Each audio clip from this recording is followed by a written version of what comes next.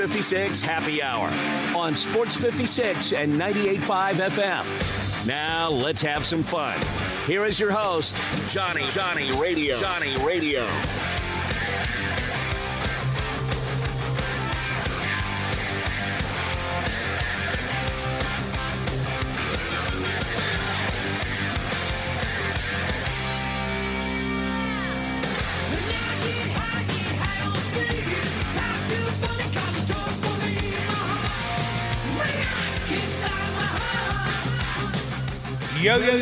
Yo. Welcome into a little Sports 56 Happy Hour. I'm your buddy, Johnny Radio. Happy Friday, everybody.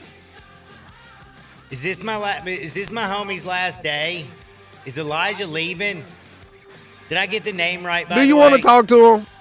Yeah, man, bring him on. What's up? Dude, are you going on to bigger and better pastures? Man, I hope so. I don't think it gets much bigger than this though. Man, you're going to grad school, aren't you? That's right. But you're going to study in grad school. I'm going to study journalism, study written journalism. Nice, man. Nice. Thank you. I dig it. I know he'll do well. Elijah's been awesome. Thank you, by the way, for all the work you did up here. And when you're done with your master's, come back up here and see me. I'm sure you'll just come by to say hi. Because you'll be moving on, I guess, to bigger and better things, leaving us small people. Shout out to Elijah, man. Yeah, he's been doing really well. And the thing is, you know how hard it is to talk on Greg and Eli's show? Yeah, I can imagine. D, man, am I hearing bad or is his mic way too down? Yeah, well, I'm not on one. I was like, man, I can't even hear his story. How about now? Oh, dude, look There at we you. go. Deep voice. The and magic of everything. pressing a button. Voila. Magic. By the way, if you press the right buttons, that's how you keep your girls happy. Hey. Starting Friday off right. That's what I'm talking about. Especially now coming off the wild Thursday we had. Man, we had a great Thursday. Absolutely. The Young and the Restless bit, by the way, thank you. Darian, mad compliments on it yesterday from many, many people. They all said they learned a whole lot. One thing I learned is I am terrible at preseason football. One thing I learned. I was very, very, very, very, very shocked on multiple occasions. One, I didn't think Trey Lance was going to play 3 quarters of football. I was expecting a whole second half of DJ Uiagalelei. Kyle Allen like stunk it up, right? trash. And then everybody's favorite hooker didn't have a chance to make a comeback because there wasn't enough time left. And then the worst part about it is Dan Campbell. Opening kickoff, and you're going to put a defensive player back there to return the kickoff, and he fumbles it. Then you put, Reynolds back there to return the punt, and he, looked so scared, alligator armed it, turned it over. Man, Trey Lance had short field all night long, and, he's been in the league forever. Even him, actually, to be honest with you, since it was the only game on last night, he was the only person that looked kind of, when it came to being offensively, other than that little wide receiver, what was it, number 49, little white dude last night? Did you see him? Yeah. That dude's got good hands, man. Where the hell did he come from? I have no idea. But this Me is the neither. beauty of preseason. It's like, yo, where that dude And come that from? defensive back that picked that bad boy off, man, there's things that, were nice about the preseason, but mostly it was just really bad football. I think that what happened yesterday, while you was trashing Trey Lance, your man Darian probably sent them the link. He came out He sent the hot. link to the show, or he told him to download the app or something, because he heard a lot of chatter coming from you, John, in particular. And so he set the tone, wanted to set things off right, and he wanted to, ruin your night. Well, he sure did that, because that was a beat down of epic proportion, and it was painful. So all those who listen to me, I apologize. We have a day baseball game going off in a minute. Last night was one of the craziest baseball games in the whole wide world. We have the Reds and the Dodgers. Do you know what happened last night in the baseball game between the Reds? Did I say Dodgers? I meant Braves. Reds and the Braves. No, I don't. Okay, so I have the Reds. I feel this game is 100% locked up. And then at the end of the evening, after the football game went completely south, I looked and see to myself, somehow I lost that game. Like, I couldn't believe it. There were 16 runs scored in the 8th inning, bro. Last time I checked, it was like 3-3. And that happened, all that happened in the 8th? It was 3-3 after 6. 7, it's 3-3. Going into the 8th, the Braves scored 8 runs, went up 11-3. In the bottom of the 8th, Cincinnati scored 8 runs, tied that bad boy up. And then, of course, the Braves won in extra innings. And that is, you don't see 16 runs ever in an inning in a professional baseball game. You know what? I took under 9 while we were here in the studio yesterday on that game, and I forgot I did. And they went well over 9, of course. They went well over 9 in the 8th inning. Alone. That's just, that was a wild one. But today I do like Cincinnati going against the Braves. I mean, this is a Braves team. You don't have Acuna. I mean, Jurickson Profar was 0-for-6 yesterday. He's like leading off. Olsen, he was good. Riley is still good. Azona can still hit. Albies had 4 hits yesterday. You aren't going to see that happen again. He's terrible. Murphy can't hit. He had 2 hits. Michael Harris was good. Like, that whole team, Allen and White, you don't even know who they are. De La Cruz. Let's go, De La. Yeah. I like Ellie. Ellie De La. Solid cat. Right now, Plus, it's 11:40 first pitch, so it's a little bit of day gambling, and then you have one other day baseball game, which that's Baltimore and Chicago at 1:20. okay. See, the Braves, they kind of got that Cleveland Indians feeling from Major League I 2. actually watched number 2 yesterday. What, Major League 2? So you know exactly when Lou Brown was like, we won yesterday. We win today, that's 2 in a row. We win tomorrow, that's called a winning streak. It has happened before. Of course, this is 2 minutes before he has a heart attack. But nevertheless, that had to be one of the funniest heart attacks ever. When you just think it's a not funny moment to begin with.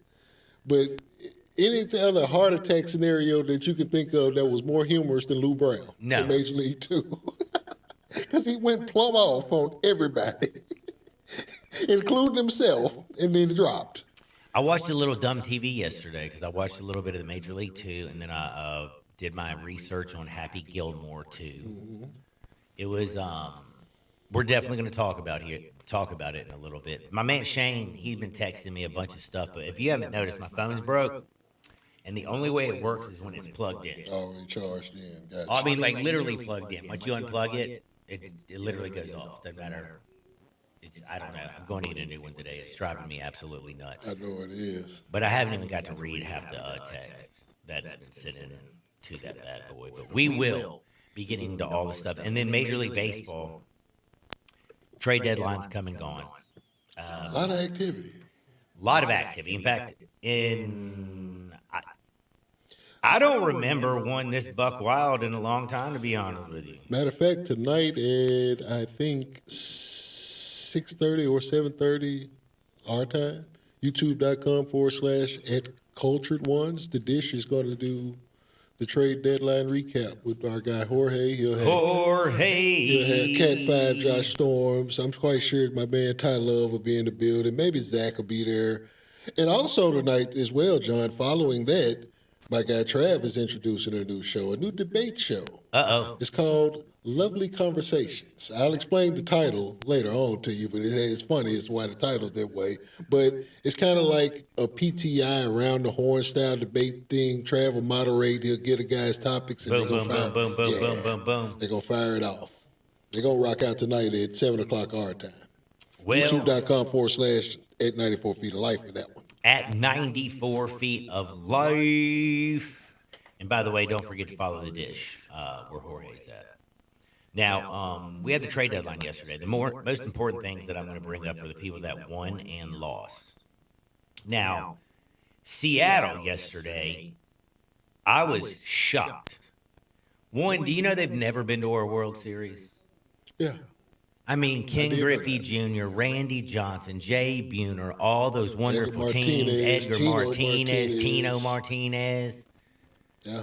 Oh man, like, They had the freshest uniforms too. I had a Mariners hat back then. and They the had a kid couple was of the them. coolest person in the world. Had his hat on Hat on backwards, backwards. He hitting 335. hitting bombs, man. You know. Like, I really like those Mariners teams back then, but they've never been to a World Series. Now, the thing is, what was I talking about earlier this week? If I am over there in the American League, I think it's wide open. Like, anybody can win the American League. The Blue Jays don't have enough pitching, but they can hit. The Yankees, they've had injuries left and right. Judge is still down. The Yankees. Volpe can't throw or catch the ball right now, but they did grab some pieces. We'll talk about what they grabbed. Savannah Bananas were trying to get Volpe. The Detroit Tigers are like the best team in the American League, but yet they strike out more than anybody. Yeah. You got, of course, the Houston Astros, who are always perennial powerhouses and are always right there. They're 4.5 games up on Seattle. Germ's favorite. And I'm going to tell you right now, though, when I look over at Seattle, what they did, they acquired the 2 best hitters at the trade deadline. They got Eugenio Suarez, who was, of course, over there chilling with them Reds. You got Josh Naylor in 2 separate trades with the Arizona Diamondbacks. And remarkably, they didn't have to give up one of their top 10 prospects to even do that. That's carjacking right there. Yeah. You have Cal Raleigh, who hit his 42nd home run yesterday. Is that the most of all time? That's by a For catcher. a catcher. Switch hitting catcher at least. I think he's got to be damn close. I mean, he's leading the whole league in home runs. Won a few dollars with Cal this year. Shout out to the big dumper. Thank you for saying that. I was waiting. Big dumper. 4 home runs more than Shohei Ohtani, who's in second, 5 more than Judge in third, and Schwarber, who's also, they're both tied for third. And Suarez, by the way, who they grabbed, has got 36 home runs. So just between Raleigh and Eugenio Suarez that they just acquired from Arizona, you got 2 dudes right now that's got 78 home runs right there in the middle of your lineup. I got to say, man, I feel like Seattle. And did you watch Kirby pitch yesterday? You know they can pitch. You know they got a great bullpen. They just have not been able to put enough pieces around. Basically, Mr. Julio Rodriguez, who's got great eyes, but starts off slow, plays good down the second half of the year. Has got to do something in the postseason for people actually to recognize and know who the hell he is. But man, I can't believe it. It's like, I like those Mariners teams back in the day better because they were like cooler. Yeah. Like you knew more of them. Like you were into them. We saw them more on Friday Night Baseball on ESPN back in the day or whatever the case. You know, we saw more of them. How often do we see the Mariners on TV today? Man, not very much unless you got the MLB Unless package. you got the package. Even when they had King Felix, and King Felix was out there throwing darts. Mm-hmm. Yeah, you wasn't still seeing the Seattle Mariners because they were the Seattle Mariners. But I love it. I love J.P. Crawford. I like Randy Rosarane. I like Eugenio Suarez. I like Josh Naylor. The fact that you got Cal Raleigh hitting bombs. Julio Rodriguez. They've now got a team that can hit the damn baseball. And plus, Brian Wu looked really good yesterday. Logan Gilbert's living down in the bottom of the strike zone. Everybody knows George Kirby. Luis Castillo is not what he used to be. But that's 4 guys right there that are solid starters. Andre Munoz will go out there and close a ball game down with a quickness. I can't believe I'm saying this, man. Seattle, bro. I think they are the biggest winners. Another one, and just basically having to stick over here in the American League, the team that's right there 4.5 games in front of them. They added Carlos Correa, who used to be their shortstop, remember? Mm-hmm. They got him back from the Twins. Right. Like they also got outfielder Jesus Sanchez to give him a much-needed left-handed bat, and utility infielder Ramon Urias. Jeremy Pena will be back shortly from he's been banged up. So Carlos Correa is going to come in, immediately play shortstop for like a week. Then they're going to move him right over to third. I think it was a great. I like what they did. Nice package and a moving right there. But that's a team that knows how to get it done to get it done, if you know what I mean. They can put it together right now to get themselves ready for the stretch run in October and beyond. And they've been winning, by the way, without Yordan Alvarez, who, let's be real, is going to come back. And you got Framber Valdez and Hunter Brown, your 1-2. That's a nasty punch. And by the way, the trade of Mason Miller, ooh-wee. I want to go back to Seattle real quick. All right. With what they've done, how far would you project them to do to make, what's their postseason projections? I mean, right now they have everything. I mean, let's just be real. I mean, like, what is it that would put one team over a Seattle in the American League? I mean, I loved it. I like Detroit. Don't get me wrong. Again, a young ball team strikes out a lot. The Astros are good. I like the Mariners. Yankees, added some pieces to their bullpen because their bullpen was absolute trash. I just think that the American League's wide open. Yeah, well, yeah. I mean, 64-win Toronto Blue Jays is so flawed, it's not even funny. They've given up 500 runs this year. I might be wild. Their run differential is 23, the lowest of any team in the American League East, not named Baltimore. If I had and they're to in first pick, place. You can't keep winning these one-run games. Am I wilding if I had to pick a winner right now from LAL and I went with the Tigers? No, you wouldn't be wilding. You wouldn't be wilding. Carlos Correa is a championship move, though, people. It really is. That's a championship move, though, people. Well, for a championship move for a team that knows how to win championships. And shout out to Johnny Radio for bringing up Paul Bunyan is coming back. You're done? Oh, my goodness. When that man is in the lineup, he's scary. Bro. He's like Paul Bunyan. I call him Paul Bunyan. He's Pedro Serrano that can hit the curve. Yep. That's like two free agents, or like you're saying, signing two new guys. The one thing though, I was going to tell you though, with Detroit though, I still am just not a believer. It's Detroit. They're kind of crazy, right? Well, no, let me take one. It is Detroit. Screwball is the best. I mean, The Flaherty's playing better than normal. Casey Mize is pitching better than I expected. Charlie Morton be old as hell.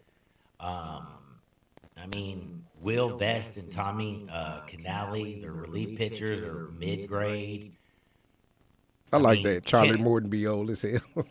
Dude. I like that. I mean, I'm just saying, bruh. Like, I don't know, man. Can Riley Green, who this year, by the way, has already 100 and I think almost 50 strikeouts, who's basically leading your team in home runs, RBIs, batting average, hits, and everything. Can you have somebody who's going to strike out 215, 220 times and lead you in all statistical categories? When it comes up most in the postseason was pitching. Like, if you're striking out half the damn time, like, look at what happens to Aaron Judge in the postseason, because you're seeing the best pitchers, bro. Every pitch matters. If Riley Green has a freaking hole in his swing as big as he does and chases balls that are out of the zone, this is something that makes me worried about him when it comes to the postseason. That's bad news right there. And do you trust Spencer Torkelson to realistically to continue at his pace? This is a first baseman that I've given up on. Gleyber Torres is playing great this year, kind of. Like, I mean, well, kind of. I don't know, man. Javi Baez, resurgent year now that he's playing center field. It's like an island of misfit toys that's having one hell of a front run. But I also watch Ubaldo Jimenez have the greatest first half of a baseball season I've ever seen, and he became the most mid-grade pitcher I've ever known. I mean, look at Sandy Alcantara from his injury. Since he got injured, he was the nastiest thing since sliced bread. And down in Miami, when Sandy pitches, you betting against him.